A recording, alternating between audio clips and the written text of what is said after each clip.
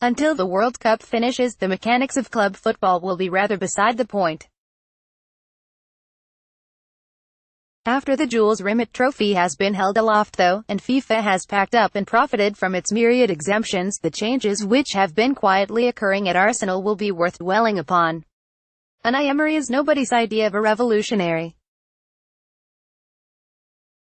Many Arsenal supporters would have been hoping for a fire-starter post-Wenger, someone with the strength of character to disrupt the accepting orthodoxy in North London.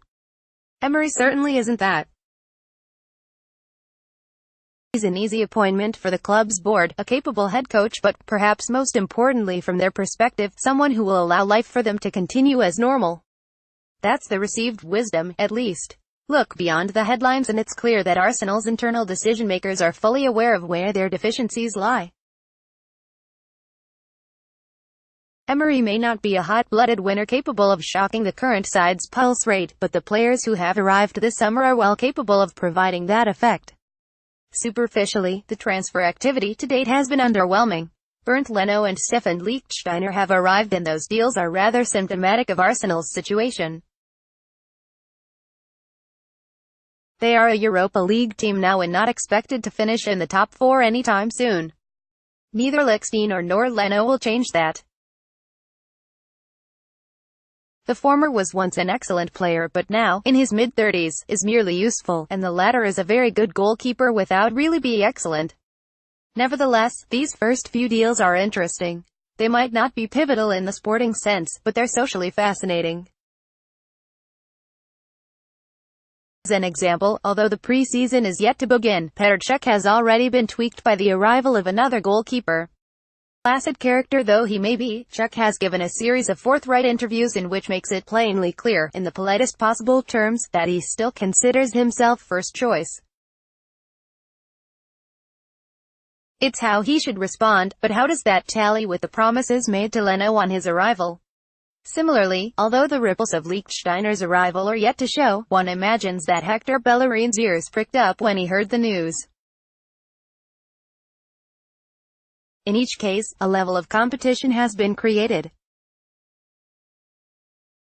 It's an essential energy for any forward-looking side and it typically helps to create a long-term positive, but the immediate repercussions aren't always so easy to cope with. Before the summer window shuts, Arsenal are also expected to complete the signing of Sampdoria midfielder Lucas Torreira. Should that go through, it would represent a clear challenge to the existing philosophy. One of the core principles of Wenger ball has always been the primacy of possession, and it's no coincidence that the first major signing of this new era will involve a player who, previously, would have been considered an outlier. Torreira is a good technical footballer, but his finest attributes are almost irrelevant without the ball. He is the kind of player that Arsenal have needed forever, but, perversely, the sort which Wenger would never have signed. Tactics explained, Lucas Torreira and Sampdoria. The intrigue here, then, lies in the chemical reaction between the old and the new. Emery has inherited a big group of players all loyal to Wenger. In fact, someone in that group reached this level of the game on his goodwill alone. It's also accepted that life at the club has been very comfortable and that failure to properly contend has often come without any consequences. That will change. Emery is under no obligation to make a Premier League regular out of, for instance, Mohamed Elneny or Danny Welbeck, and he has already shown that he owed Jack Wilshere nothing beyond a savage reality check. Other than Pierre-Emerick Aubameyang, Laurent Koscielny, and Mesut Özil, nobody at Arsenal can afford to feel secure. It's not quite Brian Clough taking over Don Revie's Leeds United, but there will be some players who pine for the old order. The result will almost certainly be instability and, initially, most likely a stretch of unconvincing results. Emery himself is hardly guaranteed any reflexive faith. In fact, for many of his new players he will remain indelibly linked to Paris Saint-Germain's cataclysmic surrender in Camp Nou.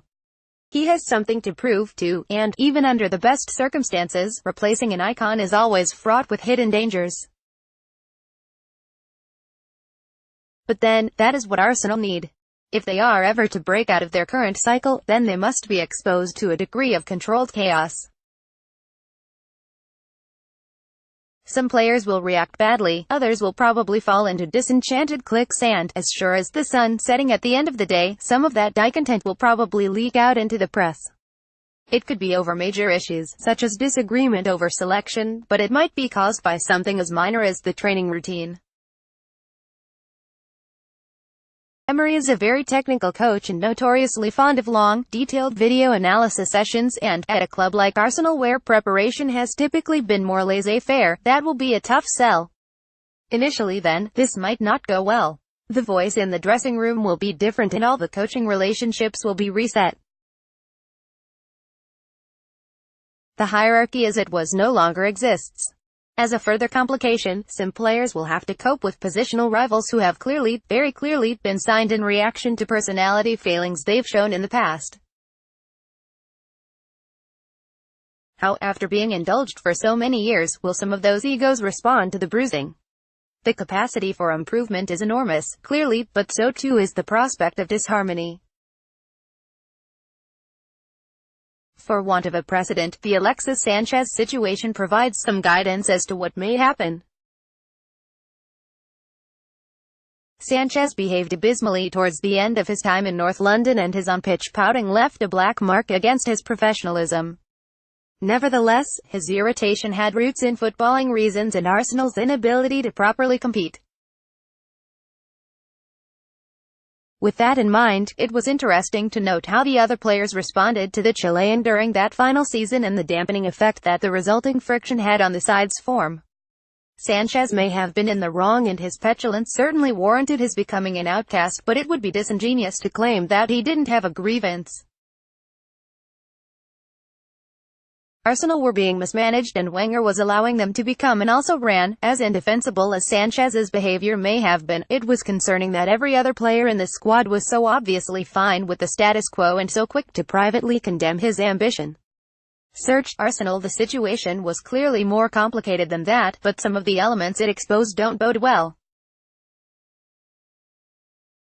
In the immediate future, the squad will be challenged by new arrivals and the introduction of a couple of very forceful personalities. Lichtsteiner in particular is prickly, and there are plenty of incumbents at Colney who don't seem to want that.